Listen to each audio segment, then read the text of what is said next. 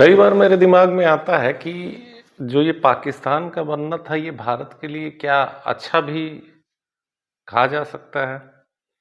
Ukraine Russia का जो युद्ध चल रहा था, तो ये एक पर्सपेक्टिव मेरे दिमाग में बार-बार आता था कि रशिया कहता था कि मुझे बफर ज़ोन चाहिए नाटो से।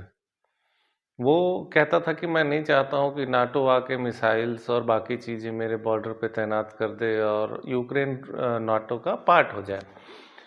तो वो अलग कॉन्सेप्ट है, लेकिन फिर भी बार-बार ये जो बफर ज़ोन वाली बात आ रही थी, तो मेरे दिमाग में आया कि प्राचीन काल से ही लगातार इंडिया पे अटैक होते रहे हैं और जो भी अटैक हुए हैं वो उधरी जो पाकिस्तान इस समय का पाकिस्तान है उधरी से अफगानिस्तान से होते हुए आया है।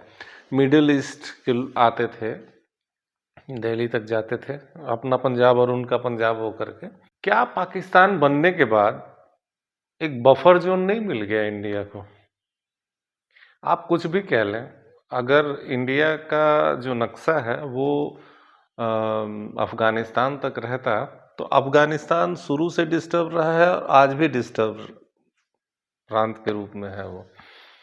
तो क्या इंडिया भी उन्हीं सब चक्रव्यूहों में नहीं फँस गया होता जिसमें पाकिस्तान फँसा हुआ है? बार-बार उधर से टेररिज़्म, अभी भी टेररिज़्म आता है। अब मैं ये नहीं कहता नहीं आता, पाकिस्तान करता है, प्रायोजित पाकिस्तान प्रायोजित आता है, लेकिन हमने काफ़ी हद तक उसको कंट्रोल कर लिया है। लेकिन पाकिस्तान आज की डेट में भी, वो मुस्लिम राष्ट्र होते हुए भी, हर दिन उसमें ब्लास्ट होते हैं। बहुत सारे तो ऐसे होते हैं कि जो रिकॉग्नाइज़ ही नहीं होते हैं। किसी न किसी क्षेत्र में, कुछ क्षेत्र तो ऐसे हैं जैसे बलूचिस्तान का एरिया हो गया, खैबर पख्तूनवा हो गया, उनमें तो बहुत सारी जगहों पे कंट्रोल ही नहीं है पाकिस्तान सरकार का, आज की डेट की अगर हम बात करें। और पहले भी जो कबीलाई इलाके हैं, वो उन पे कभी कंट्रोल नहीं रहा है। तो ये सारे इलाके क्या इंडिया को हमेशा साल भर डिस्टर्ब नहीं किए रहते हैं? ये एक सोचने की बात है, एक पर्सपेक्टिव की बात है, ये इमोशन से नहीं, मतलब लॉजिकली ऐसे मेरे दिमाग में आया, तो मैं इसको सोच रहा था। और क्या अफ़गानिस्तान, अभी तो चलिए अफ़गानिस्तान और इंडियंस भाई-भाई और ये सब चलता रहता है, लेकिन अगर हम बॉर्डर पे होते हैं उनके, तो जैसे-जैसे वो डिस्टर्ब होते, वैसे-वैसे अरे कभी यूएस से उनकी लड़ाई होती, कभी यूएसआर से होती, तो क्या इंडिया भी पूरी तरह से डिस्टर्ब नहीं होता? हाँ, एक चीज़ ज़रूर था कि हमें सेंट्रल एशिया का रास्ता मिल गया होता, लेकिन नुकसान तो बहुत है ना। वो जब बॉर्डर पे रहते तो वो धीरे-धीरे चढ़ते-चढ़ते इंडिया के और पार्ट्स में भी जाते, और वहाँ इतनी एक्सट्रीमिज़्म है। और ऐसा नहीं है कि अफ़गानिस्तान या जो वो मिडिल एरिया है वहाँ मिडिल ईस्ट का, वहाँ पे कभी शांति रही है? वो कभी भी आप देखिए, वो कभी भी शांति नहीं रही है उन देशों में। हमेशा से ही कुछ न कुछ होता रहा है। ईरान से तेल हमेशा हमको आसानी से मिल सकता था, लेकिन ईरान भी हाईली एक्सट्रीमिस्ट कंट्री है, वहाँ से भी वही परेशानी हो सकती थी। एक चीज़ जो हम लोग कभी ध्यान नहीं देते हैं कि एक बहुत बड़ी पॉपुलेशन, मुस्लिम पॉपुलेशन पाकिस्तान में और जो आज का बांग्लादेश है उसमें चली गई।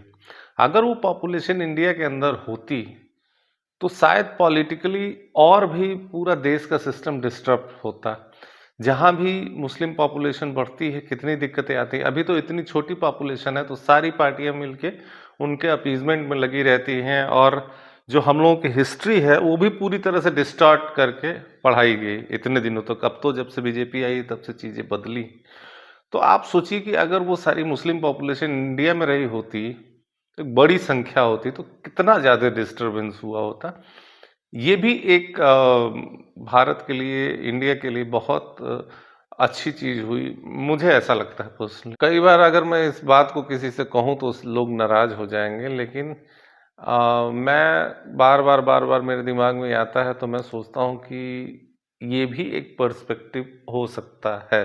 काफ़ी कुछ कहने को है मेरे पास, लेकिन मुझे कई बार लगता है कि अगर मैंने, जो मेरे दिमाग में आता है, अगर मैंने उसको कहा, तो एक झूठ-मूठ का जो है, जो भी सुनेगा वो कंट्रोवर्सी हो सकती है उसपे। जैसे जो वो कश्मीर वाला एरिया है, कश्मीर वाला एरिया, कश्मीर हमारा है।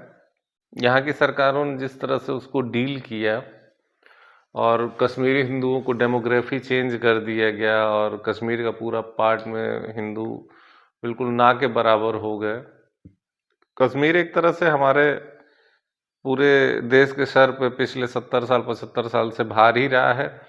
वहाँ से कभी कुछ मिला नहीं है, पूरे देश के रिसोर्सेज से वो बस खाते रहे हैं और उनके खाने पीने और रहने और सारी चीज़ की व्यवस्थाएं यहाँ की सरकार ही करती रही है। जबकि आप अगर अर्निंग की बात करें तो वहाँ से अर्निंग के नाम पे नाम मात्रा ही आता रहा है, कोई बहुत विशेष अर्निंग नहीं है। जबकि वो हमेशा डिस्टर्ब क्षेत्र रहा है, तो हमारी जो सेनाएं हैं वो वहाँ पर हमेशा जो है वीर गति को भी प्राप्त हुई है और सेना का बहुत बड़ा रिसोर्स वहाँ पे खर्चा होता रहा है। अब मैं उसकी बात कर रहा हूँ, पीओके, जो पीओके लेने और पीओके लेने की बात होती है, तो जो हमारे पास पार्ट है वही हमारे ऊपर सिर दर्द बना हुआ है इतने दिनों से। तो मुझे नहीं लगता कि पीओके ले करके कोई फायदा है। मैं तो कभी पर्सनली इस फेवर में नहीं रहा हूँ। वो एक इमोशनल मामला जरूर है, लेकिन वो तो और बड़ा सिरदर्दी हो जाएगा। जो हिस्सा पाकिस्तान का हमारा कश्मीर का हमारे पास है, तो वो तो स्ट्रैटेजिकली बहुत इम्पोर्टेंट है अपने हाथ में रखना अपनी सिक्योरिटी के लिए। लेकिन जो दूसरे साइड वाला है, मुझे नहीं लगता कि वो कोई बहुत इम्पोर्टेंस है। हाँ, इतना जरूर है कि उससे रास्ते, अगर वो हमारे पास रहा तो उससे रास्ते मिल सकते, सेंट्रल जो एशिया है वहाँ जाने का। वो एक बहुत बड़ा इशू रहा है। आप लोगों को क्या लगता है कि मैं जो सोच रहा हूँ वो कितना हद तक सही है? ये एक अलग पर्सपेक्टिव है, लेकिन हो सकता है बहुत लोगों को पसंद ना आए। लेकिन आप अपनी राय दीजिए, मैं भी देखूं कि मैं कितना हद तक सही सोचता हूँ और रिसर्च करता हूँ इस पे। मैं थोड़ा सा अलग हट के राय काफ़ी चीज़ों पे रखता हूँ, इससे बहुत लोग खुश नहीं होते हैं। लेकिन it's totally my personal view, so please her views को आना चाहिए। तो मुझे लगता है कि ये मेरा पर्सनल व्यू है और एक्सेप्ट करना चाहिए।